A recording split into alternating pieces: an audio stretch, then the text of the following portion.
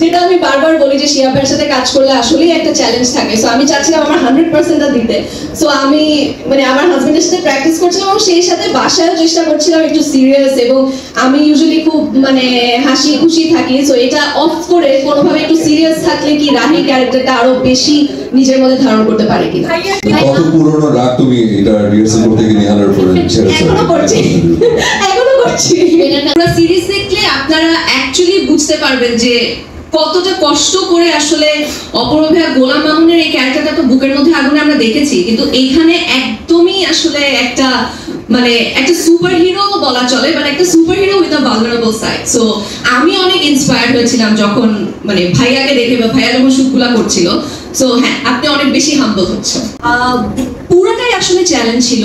শিয়া ভাইয়া অলরেডি বলছিল যে ভাইয়ার আসলে একটা সার্টেন এক্সপেকটেশন ছিল আমার কাছে, যেটা আমি ফুলফিল করতে পারি নাই, কিন্তু তারপরেও I try to give my 100% যে অ্যাক্টিং দিয়ে কিংবা জেস্চার, পশ্চার এবং শিখে এসে আসলে কতটুকু নিজেকে চেঞ্জ করতে পারি এক ধরনের সাবিলাকে দর্শকরা যেভাবে দেখে এসছে সেভাবে সেখান থেকে।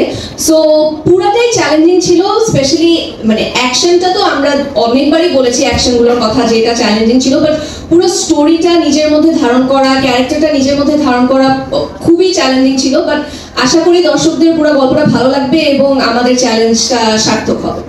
ভাইয়া তো অলরেডি বললো যে প্রত্যেকটা অ্যাক্টরের আসলে সিনেমা একটা স্বপ্ন থাকে। সো আমারও আছে অ্যাজ অ্যান অ্যাক্টর, এবং আমিও আসলে প্রিপারেশন নিচ্ছি। হয়তো খুব শীঘ্রই আপনাদের সাথে কোনো একটা নিউজ শেয়ার করব।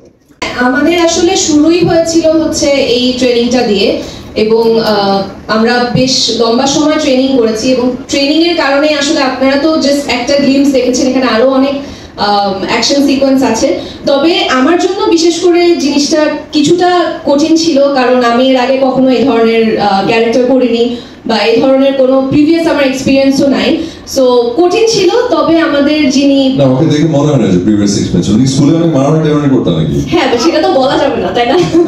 ওটাই বুঝে গেছি, ওই এক্সপেরিয়েন্সে কাজে লাগিয়ে আসলে এখানে না। তবে আমাদেরকে বিশেষ করে আমাদের দুজনকে এবং বর্ষণ ভাই আমাদের সবাইকে আসলে বিশেষভাবে সহযোগিতা বা যিনি পুরো জিনিসটা কোরিওগ্রাফ করেছেন দীপক দা, ওনাকে একটা বিশেষভাবে থ্যাংক ইউ দিতে হয়, কারণ উনি একবারও আমাদেরকে মনে করতে দেননি যে আমরা জিনিসটাতে অতটা প্রফেশনাল না কিংবা নতুন করছি। সো এত স্মুথলি পুরো জার্নিটা ছিল যে আমরা আমাদের 100%টা ফাইট সিকোয়েন্সে দিতে পেরেছি, এবং সেই সাথে অপূর্ব ভাইয়া তো মানে অপূর্ব ভাইয়ার সাপোর্ট তো আমার জন্য বাই ডিফল্ট। আমি জানি যে অপূর্ব ভাইয়া যে প্রজেক্টে আছে সেই প্রজেক্ট আমার খুব একটা বেশি কিছু করতে হবে না, সামহাও আমি মানে উতরা যাব। আপনাকে বুঝতেছি না, কিন্তু আমি অনেকটুকুই রাহি ছিলাম যখন সেট থেকে বাসায় যাচ্ছিলাম, কারণ আমি আমার হাজবেন্ডের সাথে আসলে ফাইট সিকোয়েন্স গুলো প্র্যাকটিস করতাম, বিকজ আমি চাচ্ছিলাম যেন, যেটা আমি বারবার বলি যে শিয়া ভাইয়ের সাথে কাজ করলে আসলেই একটা চ্যালেঞ্জ থাকে। সো আমি চাচ্ছিলাম আমার 100%টা দিতে। সো আমি মানে আমার হাজবেন্ডের সাথে প্র্যাকটিস করছিলাম এবং সেই সাথে বাসায়ও চেষ্টা করছিলাম একটু সিরিয়াস, এবং আমি ইউজুয়ালি খুব মানে হাসি খুশি থাকি। সো এটা অফ করে কোনোভাবে একটু সিরিয়াস থাকলে কি রাহি ক্যারেক্টারটা আরো বেশি নিজের মধ্যে ধারণ করতে পারে কিনা। কত পুরনো রাগ তুমি এটা রিহার্সাল করতে গিয়ে নিহালের পরে ছেড়েছো? এখনো করছি।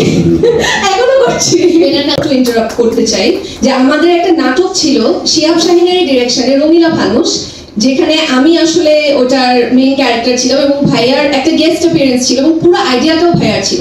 সো ভাইয়া কিন্তু সেখানে এরকম না যে আচ্ছা করবো কি করবো না বা কোনো ধরনের হেজিটেশন শো করেছে। ইনফ্যাক্ট